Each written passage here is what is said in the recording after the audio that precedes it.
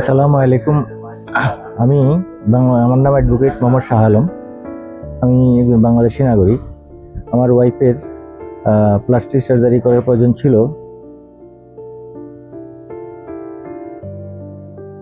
তো আমি দিল্লির হৃদয় হাসপাতালের সাথে যোগাযোগ করেছি।